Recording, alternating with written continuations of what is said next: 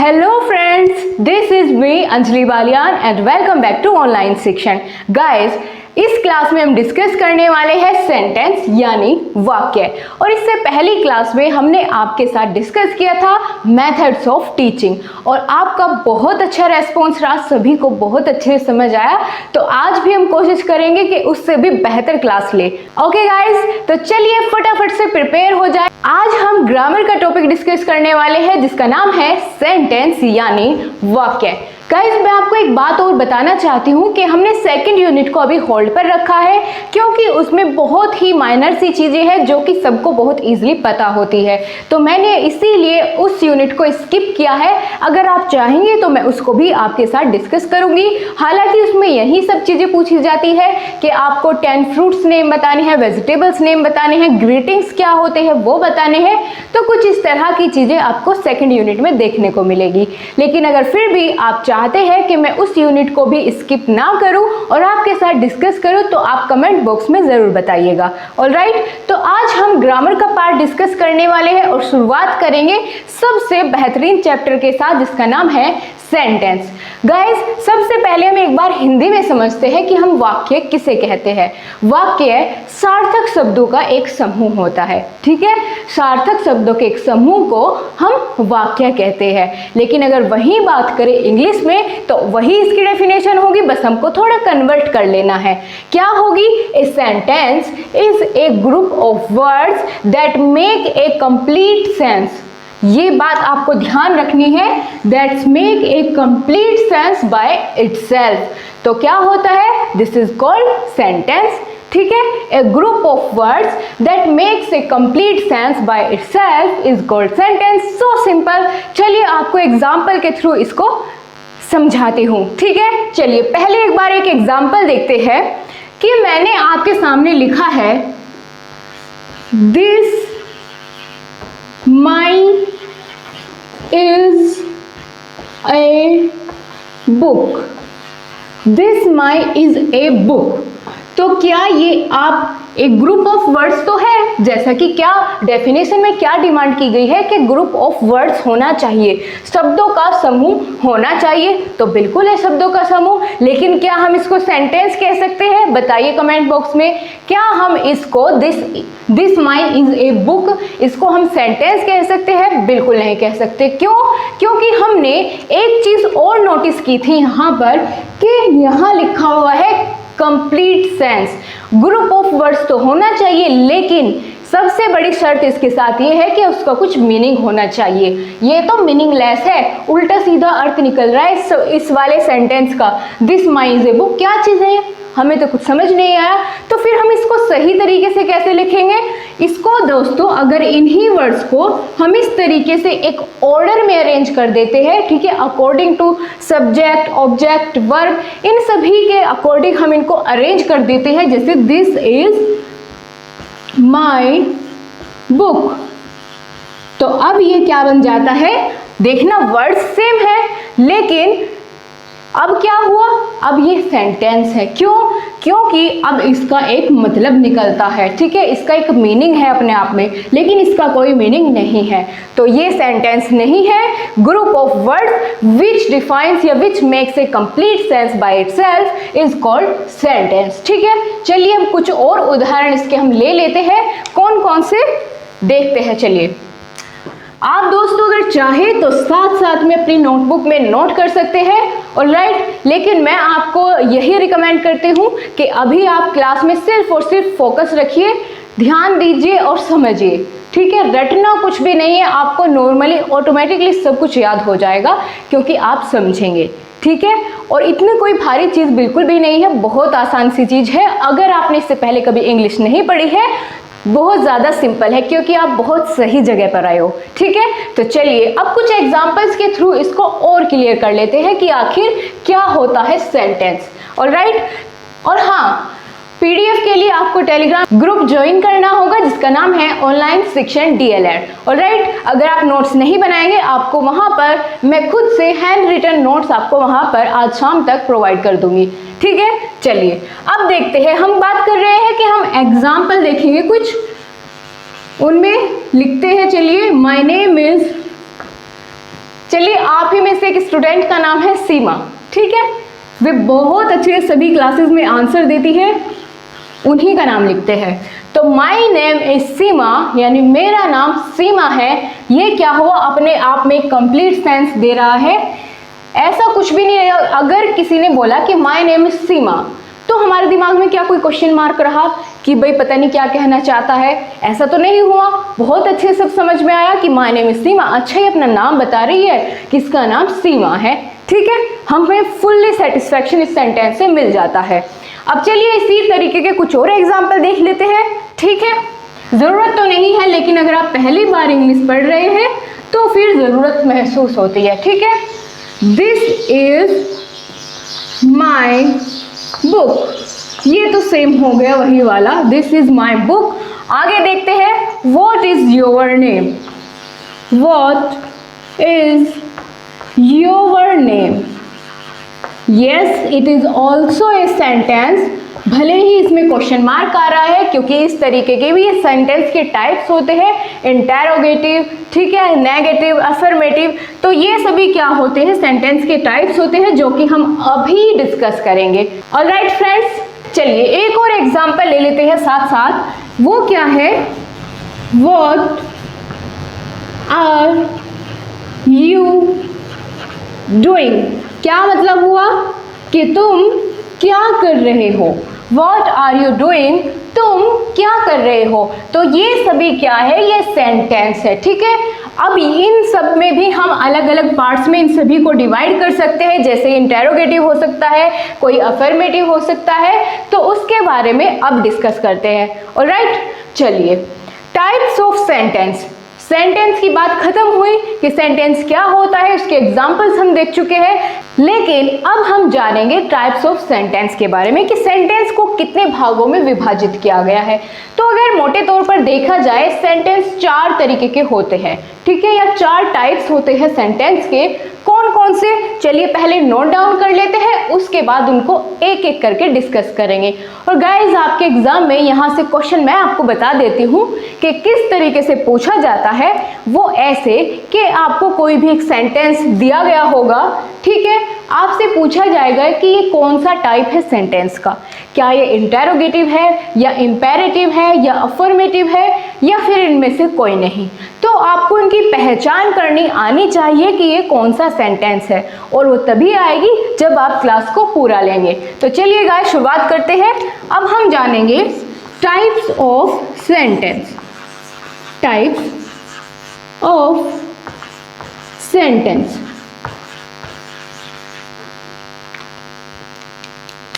तो जैसा कि मैंने आपको अभी बताया, सेंटेंस के 4 भागों में इसको विभाजित किया गया है।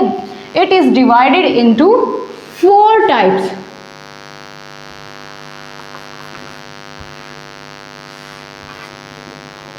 कौन कौन से, एक एक करके सबको नोट डाउन कर लेते हैं। पहला है declarative sentence, declarative sentence.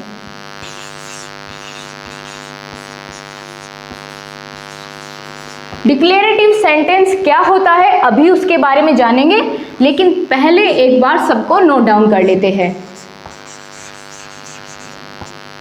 Interrogative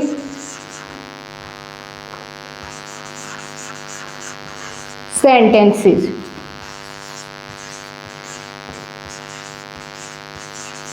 और क्या होता है, और होता है दोस्तों इंपेरेटिव सेंटेंसेस।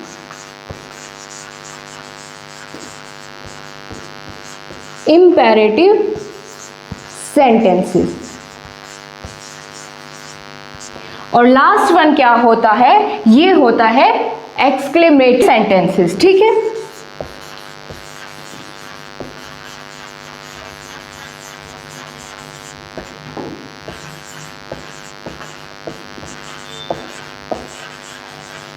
अगर आपने इनको इंग्लिश में नहीं पढ़ा है अभी तक, तो आप याद करिए, आपने हिंदी में पढ़ा होगा जरूर, ठीक है। ये क्या होता है, कौन सा वाक्य होता है, एक्सक्लेमेटरी सेंटेंसेस को आपने हिंदी में पढ़ा होगा विस्मयादिबोधक, ठीक है, विस्मयादिबोधक वाक्य। चलिए अब इन सभी के बारे में एक एक करके हम जान लेते हैं। डिक्लेरेटिव सेंटेंसेस कौन से होते हैं? डिक्लेरेटिव सेंटेंसेस होते हैं घोषणात्मक वाक्य। इंटेरोगेटिव सेंटेंसेस प्रश्नवाचक वाक्य और इंपेरेटिव सेंटेंसेस कौन से होते हैं? ये होते हैं सकारात्मक वाक्य। ठीक है, अब चलिए इन सबको एक एक करके मैं नोट डाउन कर लेती हूँ। आप चाहे तो अभी स्क्रीनशॉट ले सकते हैं, नहीं तो फिर आपको पीडीएफ तो मिल ही जाएगी। ऑलराइट गाइस, तो अब हम एक एक करके इन सभी के बारे में जानेंगे और देखेंगे कि आपस में इन सब में क्या डिफरेंसेस है और किस तरीके से हम इनकी पहचान कर पाएंगे कि कौन सा इंपेरेटिव सेंटेंस है, कौन सा इंटेरोगेटिव सेंटेंस है और कौन सा एक्सक्लेमेटरी सेंटेंस है। ठीक है, तो इन सभी की पहचान अब हम जानेंगे। तो चलिए एक बार मैं इसको रफ कर लेती हूँ। तो चलिए अब सबसे पहले हम एक एक कर इन सभी के बारे में जानेंगे। सबसे पहले बात करते हैं डिक्लेरेटिव सेंटेंस। इसको हम एक और नाम से जानते हैं, चाहे तो आप असर्टिव सेंटेंस लिख सकते हैं या फिर डिक्लेरेटिव सेंटेंस लिख सकते हैं। हिंदी में मैंने आपको इसका मतलब बता ही दिया है, घोषणात्मक वाक्य। यानी अगर हम किसी के बारे में कोई घोषणा कर देते हैं या किसी को कोई टाइटल दे देते हैं तो वो सभी आते हैं डिक्लेरेटिव सेंटेंसेस में। जैसे अभी बात करेंगे, चलिए एग्जाम्पल की, पहले एक बार इंग्लिश में देख लेते हैं कि क्या बात कही गई है। लिखा है declarative sentences tells information about anything. अगर किसी के बारे में भी कोई इंफॉर्मेशन कोई देता है तो वो सभी आते हैं डिक्लेरेटिव सेंटेंसेस के अंतर्गत। ऑलराइट, चलिए अब इसका एग्जाम्पल देखते हैं। पहला है कि she is a beautiful girl. अगर कोई कहता है किसी के बारे में कि she is a beautiful girl, यह एक बहुत सुंदर लड़की है, तो ये हमने क्या उसके बारे में इंफॉर्मेशन दी कि ये लड़की कैसी है, बहुत सुंदर है। ठीक है, ये हमने घोषणा कर दी कि ये तो सुंदर है, तो हमने क्या कहा, सी इज ए ब्यूटीफुल गर्ल। तो यहाँ पर क्या बात है, एक सिंपल सा सेंटेंस है, किसी के बारे में इंफॉर्मेशन बता रहा है। ठीक है, घोषणा कर रहा है कि हमने उसको बता दिया, डिक्लेयर कर दिया कि ये तो एक बहुत सुंदर लड़की है। तो चलिए अब इसको नोट डाउन कर लेते हैं। और guys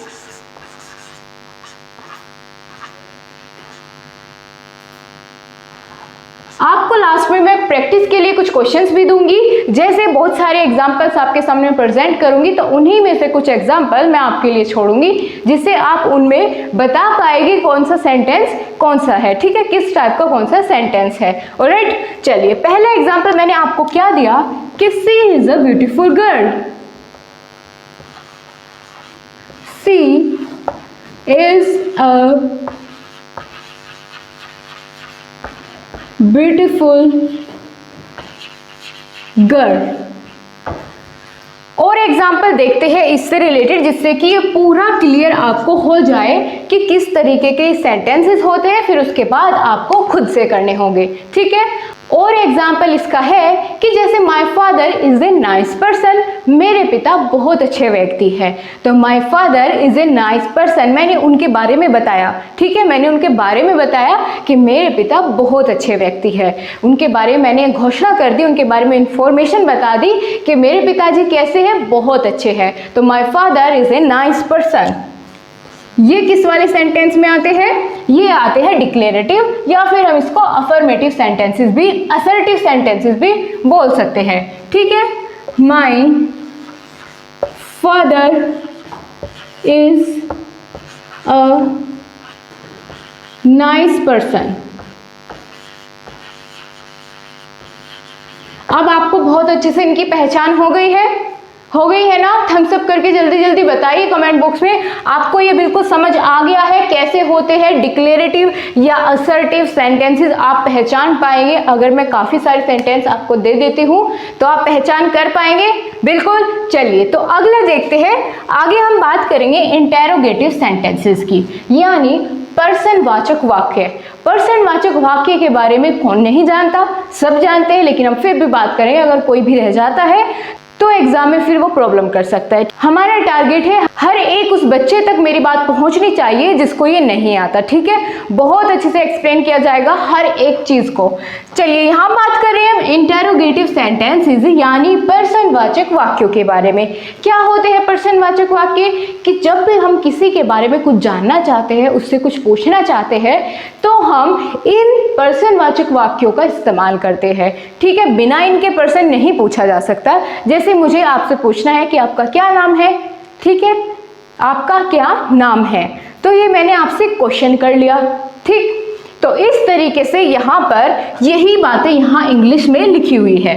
if we want to ask anything from someone, आपको याद करने की जरूरत ही नहीं पड़ेगी। जो आपको चीजें मैं आपको हिंदी में बता रही हूँ, बस उनको आपको कन्वर्ट कर लेना है, समझ में चीजें आनी चाहिए, बाकी तो आप एग्जाम की रील बना करके आओगे, ओके। तो if we want to ask anything from someone, अगर हमें, यदि हमें किसी से कुछ पूछना है, हम किसी के बारे में कुछ जानना चाहते हैं, we ask him a question, हम उससे क्या करते हैं, फिर क्वेश्चन पूछते हैं। अगर हम किसी के बारे में कुछ भी जानना चाहते हैं, उसका नाम, उसका पता, फोन नंबर, कुछ भी, एनीथिंग, कोई भी क्वेश्चन हमारे दिमाग में है जो हमसे पूछना चाहते हैं, तो वो सब किस में आएंगे, प्रश्नवाचक वाक्यों में या इंटेरोगेटिव सेंटेंसेस में। फॉर एग्जाम्पल, चलिए इसके एग्जाम्पल आप मुझे बताइए, मैं तो आपको बताऊंगी लेकिन आप भी मुझे बताइए क्या क्या इसके एग्जाम्पल्स हो सकते हैं। देखते हैं आप क्या एग्जाम्पल्स इसके बारे में बता पाएंगे। ऑलराइट, तो सबसे सिंपल तो यही है, अगर आपके एग्जाम में लिखने के लिए आ भी जाता है तो लिख पाएंगे, व्हाट इज योर नेम, तुम्हारा क्या नाम है, और लास्ट में लगाएंगे क्वेश्चन मार्क। जितने भी प्रश्न सूचक या प्रश्नवाचक वाक्य होते हैं, जितने भी इंटेरोगेटिव सेंटेंसेस होते हैं, हर एक वाक्य के एंड में, हर एक सेंटेंस के एंड में हम क्वेश्चन मार्क लगाते हैं, ठीक है। हम क्या लगाते हैं, क्वेश्चन मार्क लगाते हैं। बिना क्वेश्चन मार्क के आपका सेंटेंस अधूरा है। ऑलराइट, ठीक है। तो इस तरीके से आपको ये चीजें नोट डाउन करनी होंगी। और क्या एग्जाम्पल हो सकता है इसका, शुड आई मीट यू, क्या मैं आपसे मिल सकता हूं, तो ये क्या है, हमने उससे क्वेश्चन क्या पूछा कि क्या मैं आपसे मिल सकता हूं, शुड आई मीट यू, तो ये क्या हो जाता है, इंटेरोगेटिव सेंटेंस हो जाता है। शुड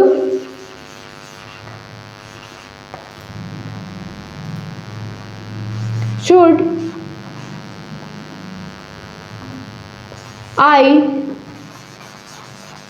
मीट यू, ये क्या हो जाता है, लास्ट में आपको ध्यान रखना है, बिना क्वेश्चन मार्क के आप कोई भी इंटेरोगेटिव क्वेश्चन या इंटेरोगेटिव सेंटेंस नहीं लिख सकते हैं। तो आपको इसका ध्यान रखना है, और सबसे सिंपल पहचानने में यही आपको होगा।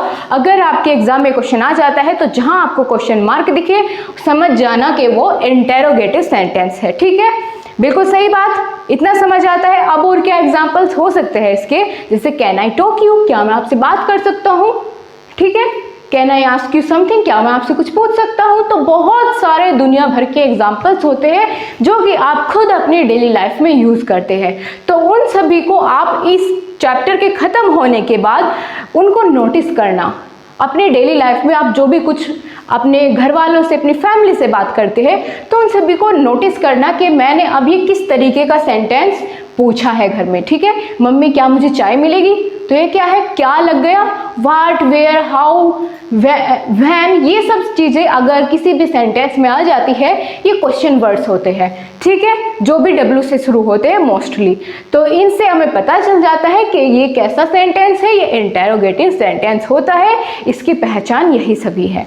ऑलराइट, चलिए अब अगर आप चाहे तो इसका स्क्रीनशॉट ले सकते हैं, नहीं तो आपको पीडीएफ मिल ही जाएगी। तो अब आगे बात करेंगे बाकी बचे दोनों सेंटेंस के बारे में, और उसके बाद हम जानेंगे काइंड्स ऑफ सेंटेंस, यानी अगर ये कोई सेंटेंस लिखा हुआ है तो इसके अंदर कुछ चीजें छिपी होती है, ठीक है। हम उनके बारे में जानेंगे कि क्या इसमें सब्जेक्ट होता है, क्या प्रेडिकेट होता है, वो चीजें भी आपके एग्जाम में पूछी जाती है। तो उनके बारे में बहुत ही डिटेल में हम बात करेंगे। तो तो चलिए अब इन दोनों सेंटेंसेस के बारे में भी बात कर लेते हैं। यहाँ मैंने क्या लिखा हुआ है, ये है इम्पेरेटिव सेंटेंसेस। इनकी क्या पहचान होती है और कौन सी ऐसी खास बात इनमें होती है जिनकी मदद से हम इनको पहचान पाएंगे। तो देखते हैं, an imperative sentence gives command और आस्क फॉर ए रिक्वेस्ट। यहाँ बात की गई है कमांड की और रिक्वेस्ट, ठीक है। यदि हम किसी को कोई कमांड देते हैं कि जाओ ये काम करो, या फिर रिक्वेस्ट करते हैं प्लीज मुझे ये दे दो, तो ये इस तरह के सेंटेंसेस कहाँ आते हैं, ये सभी आते हैं इम्पेरेटिव सेंटेंस में। ऑलराइट, तो यानी यहाँ पर बात की गई है कि यदि हम किसी को कोई ऑर्डर देते हैं कि ये काम करो, या कमांड देते हैं, या फिर कोई किसी से रिक्वेस्ट करता है, इस तरह के सभी एग्जाम्पल्स या सभी सेंटेंसेस आते हैं इम्पेरेटिव सेंटेंस में। तो चलिए अब इसके एग्जाम्पल्स देखते हैं और उनके थ्रू आपको बिल्कुल एकदम बेहतरीन तरीके से क्लियर हो जाएगा। जैसे for example, wait for me, मेरे लिए रुको। तो ये हमने उसको कमांड दे दी है कि मेरे लिए रुको, मेरे बिना मत जाना, ठीक है। कहने का मतलब यही है कि वेट फॉर मी, मेरा वेट करो, मेरा इंतजार करो। तो ये हमने उसको कमांड दी है। तो इस तरीके के एग्जांपल्स या इस तरीके के सेंटेंसेस इम्पेरेटिव सेंटेंसेस के अंदर आते हैं। और कुछ देखते हैं, जैसे ऑलवेज बी ऑनेस्ट, हमेशा सच बोलो, सच्चाई का साथ दो। तो इस तरीके के सेंटेंस भी इसी के अंतर्गत आते हैं। और गाइस, कुछ होते हैं यूनिवर्सल ट्रूथ, ठीक है। यूनिवर्सल ट्रूथ क्या होता है, मान लिया कि वो बिल्कुल सत्य घटना पर आधारित होते हैं। जैसे सूरज पूर्व की ओर से निकलता है, sun rises to the east. तो इस तरीके के एग्जाम्पल्स भी इसी के अंदर आते हैं। और देखते हैं, जैसे रेस्पेक्ट योर एल्डर्स, अपने बड़ों का सम्मान करो। तो इस तरीके के सभी एग्जाम्पल्स यहीं पर आ जाते हैं, ठीक है। चलिए नोट डाउन कर लेते हैं। पहला हमने आपसे बात की वेट फॉर मी, मेरे लिए रुको, वेट फॉर मी, मेरे लिए रुको। इस तरीके के जितने भी ऑर्डर्स या कमांड्स होती है वो सभी इम्पेरेटिव सेंटेंस में आपको देखने को मिलेगा। और क्या हो सकता है, always be honest, always be honest, honest मतलब सच, ठीक है। हमेशा सच बोलो या हमेशा सच्चाई का साथ दो। आगे बात करते हैं, respect your elders, respect your elders, अपने बड़ों का सम्मान करो। तो ये सभी चीजें, इस तरीके के जितने भी सेंटेंस होते हैं वो सभी इम्पेरेटिव सेंटेंस के अंदर आ जाते हैं। जैसे टीचर हमें कोई कमांड देता है या ऑर्डर देता है, तो वो सभी किसका यूज करते हैं, इम्पेरेटिव सेंटेंस का यूज करते हैं। अगर टीचर हमें कुछ बोलता है या हमारे बड़े हमसे कोई बात कहते हैं, वो सभी इसी के अंदर आ जाते हैं। समझ आ गई है। अब बात करते हैं एक्सक्लेमेटरी सेंटेंसेस की, यानी विस्मय सूचक। विस्मय सूचक यानी सरप्राइज से भरा हुआ। जैसे एक्सक्लेमेटरी सेंटेंसेस एक्सप्रेस वंडर, सोरो, Joy and any other strong feeling, यानी विस्मयादि सूचक वाक्य वे होते हैं जिनमें हमें अपनी स्ट्रॉन्ग फीलिंग को एक्सप्रेस करने का मौका मिलता है। जैसे hurrah, we won the match, ये हम जीत गए, ठीक है। तो इस तरीके के जो सेंटेंसेस होते हैं वो सभी यहाँ पर आते हैं, एक्सक्लेमेटरी सेंटेंस के अंदर आते हैं, कि जिनमें हम अपनी स्ट्रॉन्ग फीलिंग्स को एक्सप्रेस करते हैं। ऑलराइट, ठीक है। जैसे वंडर, हम बहुत ज़्यादा खुश होते हैं, आश्चर्यचकित रह जाते हैं किसी चीज़ को देख के, वाह कितनी सुंदर लड़की है, ठीक है। तो इस तरीके के सभी चीज़ें इसके अंदर आती है। सोरो, यदि हमें कोई दुख की बात हो जाती है, ओ माय गॉड ये क्या हो गया, तो इस तरीके से मैं आपको बताना चाहती हूँ कि जो स्ट्रॉन्ग फीलिंग्स है कि जब या तो हम बहुत ज़्यादा खुश हो या हम बहुत ज़्यादा दुखी हो, तो वो सेंटेंसेस इसके अंदर आते हैं, एक्सक्लेमेटरी यानी विस्मय सूचक वाक्य के अंतर्गत आते हैं। ऑलराइट, चलिए अब इसके एग्जाम्पल्स कुछ नोट कर लेते हैं। पहले बात करते हैं, जैसे व्हाट ए ब्यूटीफुल डे, कितना सुंदर दिन है या कितना अच्छा दिन है, what a beautiful day.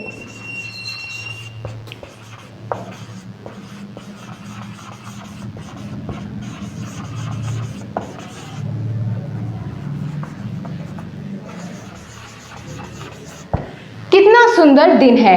Guys, एक बात का और ध्यान रखना है कि हमें इस तरह के सेंटेंसेस में एक्सक्लेमेटरी मार्क का यूज करना है, ठीक है। इस तरीके का होता है एक्सक्लेमेटरी मार्क, ठीक है, उल्टा आई आप इसको समझ सकते हैं, जैसे उल्टा आई होता है तो उस तरीके का ये मार्क होता है, एक्सक्लेमेटरी मार्क इसको हम बोलते हैं। तो ये हर एक सेंटेंस के लास्ट में आपको देखने को मिलेगा। अगर आपको पहचान करनी है तो आप सिंपल इस वाले चिन्ह को देख करके आप पहचान कर सकते हैं। जैसे हमने यहाँ लिखा व्हाट ए ब्यूटीफुल डे, तो उसके बाद सेंटेंस के खत्म होने के बाद आपको इस तरीके का साइन देखने को मिलेगा, he is such a nice boy. तो इस तरीके के एग्जाम्पल सभी इसके अंदर हम लिखेंगे, he is a nice boy, और बाद में क्या लगाएंगे, एक्सक्लेमेटरी मार्क लगाएंगे। ठीक है, ये वाला चिन्ह हम लगाएंगे, यानी उल्टे आई के जैसा देखने में जो लगता है इसका हम यूज करेंगे। इतनी बात समझ में आ गई है आपको? ठीक है, 4 तरह के सेंटेंसेस होते हैं, कौन कौन से, एक्सक्लेमेटरी और इम्पेरेटिव और कौन सा डिक्लेरेटिव जिसको हम असर्टिव भी बोलते हैं, और कौन सा इंटेरोगेटिव। तो चारों एग्जांपल्स के बारे में मैंने आपको बहुत अच्छे से क्लियर कर दिया है।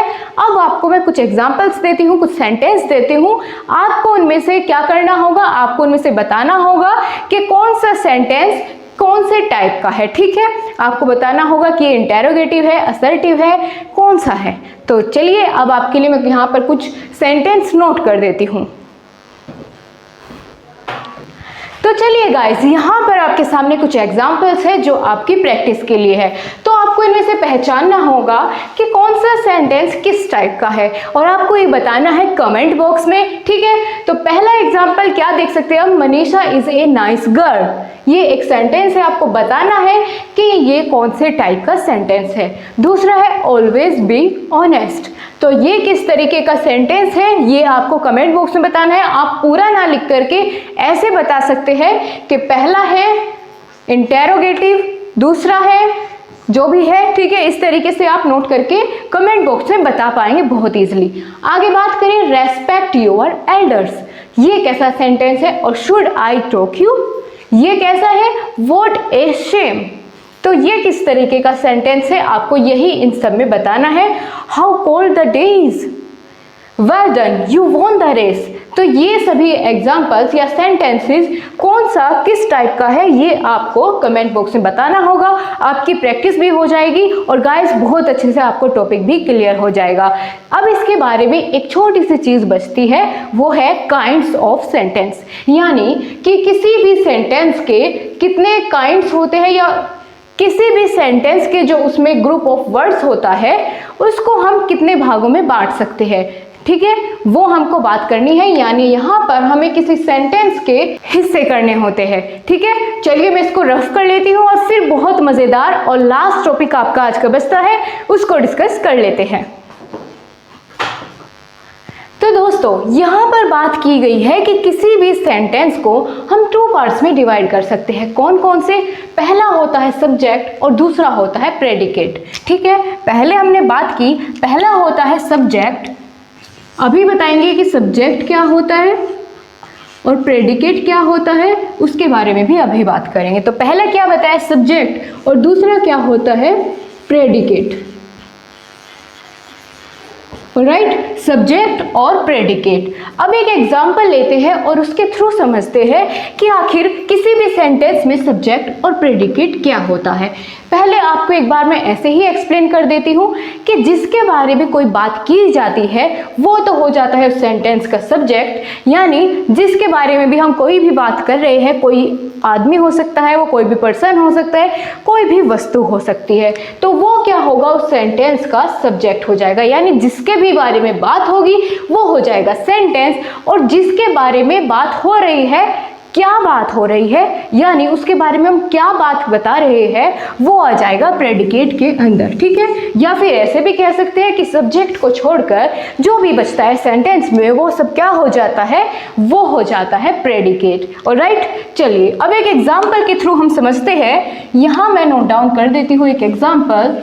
एग्जाम्पल क्या है कि Priyanka like playing football, Priyanka को फुटबॉल खेलना पसंद है। Priyanka like playing football. Alright, तो यहाँ बात की गई है कि प्रियंका को क्या पसंद है, प्रियंका को पसंद है फुटबॉल खेलना। तो किसके बारे में बात की जा रही है यहाँ पर बात की जा रही है प्रियंका के बारे में, ठीक है। किसको खेलना पसंद है फुटबॉल, तो किसको है, प्रियंका को। क्या खेलना पसंद है, ठीक है, उसके बारे में क्या बात की जा रही है, अगर उसकी बात करें तो ये हो जाता है प्रेडिकेट। तो प्रियंका यहाँ क्या है, प्रियंका यहाँ हो जाती है सब्जेक्ट, और बात करें जो बाकी बची चीजें होती है उसके बारे में जो भी बात हो रही है वो आ जाएगी उसकी प्रेडिकेट में, ठीक है। तो यहाँ ये चीजें आ जाएगी प्रेडिकेट में। अब इन्हीं चीजों को हम डेफिनेशन की फॉर्म में नोट डाउन कर लेते हैं। पहले बात करेंगे सब्जेक्ट की। तो सब्जेक्ट क्या होता है बताइए, मैंने आपको एक्सप्लेन तो कर ही दिया है, तो आप उसको अब इंग्लिश में कन्वर्ट करके बताएंगे कि सब्जेक्ट क्या होता है। सब्जेक्ट वो होता है जिसके बारे में बात की जा रही है, ऑलराइट, जिसके बारे में बात की जा रही है वो क्या हो जाएगा, उसका सब्जेक्ट हो जाएगा। यानी when we make a sentence, जब भी हम कोई सेंटेंस बनाते हैं या बोलते हैं, we name some पर्सन, हम किसी व्यक्ति का नाम या किसी वस्तु का नाम जरूर लेते हैं जब हम कोई सेंटेंस बनाते हैं, ठीक है। When we make a sentence, we name some person or thing. Subject or thing. Subject is word. ऐसे भी हम इसको कह सकते हैं कि सब्जेक्ट इज वर्ड, सब्जेक्ट वह शब्द होता है अबाउट विच, जिसके बारे में, इज एनी, जिसके बारे में कोई भी बात की जाती है, ठीक है, या फिर वो वस्तु हो सकती है या कोई पर्सन हो सकता है, उसके बारे में अगर कोई भी बात की जा रही है तो वो उस सेंटेंस का सब्जेक्ट हो जाता है, ठीक है। मान लिया अगर किसी बाइक की बात हो रही है, ठीक है, वो क्या हो जाएगा, वो उसका क्या हो जाएगा, सब्जेक्ट हो जाएगा। या कोई भी वस्तु हो सकती है, कोई बुक, फैन, कुछ भी हो सकता है, एनीथिंग जिसके बारे में भी बात हो रही है वहाँ वो चीज़ हो जाएगी उसका सब्जेक्ट। अब इसी तरह बात करेंगे प्रेडिकेट की। तो सब्जेक्ट हमने जान लिया है, अगला जो नंबर आता है वो हम डिस्कस करेंगे प्रेडिकेट। क्या बताया मैंने आपको, प्रेडिकेट क्या होता है। Predicate is that part of a sentence, predicate is that part which tells something about the subject। यानी प्रेडिकेट वह होता है जो कि सब्जेक्ट के बारे में कोई भी बात की जाती है, वो क्या कहलाता है, वो कहलाता है उस सेंटेंस का प्रेडिकेट। बिल्कुल सही बात है, इतना समझ आ गया। बहुत सिंपल सी बात थी कि किसी भी सेंटेंस को हम दो हिस्से कर सकते हैं, एक होता है सब्जेक्ट और दूसरा होता है प्रेडिकेट। सब्जेक्ट होता है जिसके बारे में कोई भी बात की जा रही है, उस सेंटेंस का मेन बिंदु, मुख्य बिंदु, जिसके बारे में कुछ भी हम बात कर रहे हैं, कोई लड़की है, लड़का है, कोई भी पर्सन है, या फिर कोई डॉग है, या दिस इज माई डॉग, तो डॉग के बारे में बात हो रही है, वो क्या हो जाएगा, उसका सब्जेक्ट हो जाएगा, राइट। तो यहाँ पर सब्जेक्ट आपको समझ आ गया क्या होता है, प्रेडिकेट क्या होता है। प्रेडिकेट होता है कि जो भी बात की जा रही है वो सब आ जाएगी प्रेडिकेट के अंदर। तो इस किसी भी सेंटेंस को हम दो हिस्सों में बांट सकते हैं, एक तो उसका सब्जेक्ट और प्रेडिकेट। प्रेडिकेट के अंदर और क्या चीजें आ सकती है, इसके अंदर जो एक ग्रुप ऑफ वर्ड्स है, इसमें वर्ब, ऑब्जेक्ट, ये सभी चीजें भी होती है, लेकिन हम आपको वहां पर उलझाएंगे नहीं, ठीक है। उसके बारे में आगे बात करेंगे जब आपके सिलेबस के अकॉर्डिंग ये चीजें आएगी। हमको सिर्फ उस पर फोकस करना है जो चीजें आपके सिलेबस में दी गई है, ज्यादा चीजों में नहीं पढ़ना है। आगे चीजें आएंगी तो आपको एक्सप्लेन की जाएगी। ऑलराइट, तो चलिए अब आपको प्रैक्टिस के लिए कुछ सेंटेंस दे देती हूं मैं, आपको उसमें बताना होगा कि उसमें क्या तो सब्जेक्ट है और क्या उसमें प्रेडिकेट है। चलिए मैं एक बार नोट डाउन कर लेती हूं। सो गाइस, आपको बिल्कुल भी समय बर्बाद ना करते हुए आपके सामने आपके प्रैक्टिस के सेंटेंसेस नोट कर दिए गए हैं। तो आपको इनमें से यही चुनना है कि कौन सा पार्ट इसमें सब्जेक्ट है और कौन सा पार्ट इसमें प्रेडिकेट है, और ये चुन करके आपको कमेंट बॉक्स में बताना होगा। आपकी प्रैक्टिस बहुत ही अच्छी हो जाएगी, और अगर आप कहेंगे तो आपको और भी ज़्यादा एग्जाम्पल्स प्रोवाइड कर दिए जाएंगे टेलीग्राम ग्रुप में, ठीक है। तो जैसे I like playing cricket, you are gentleman, Archana runs, और Divyanshi writes, Anshi is a cute girl. तो ये कुछ सेंटेंस है आपके 4-5। इनको आपको क्या करना होगा, आपको बताना होगा कि इस सेंटेंस में कौन सा पार्ट सब्जेक्ट है और कौन सा प्रेडिकेट है।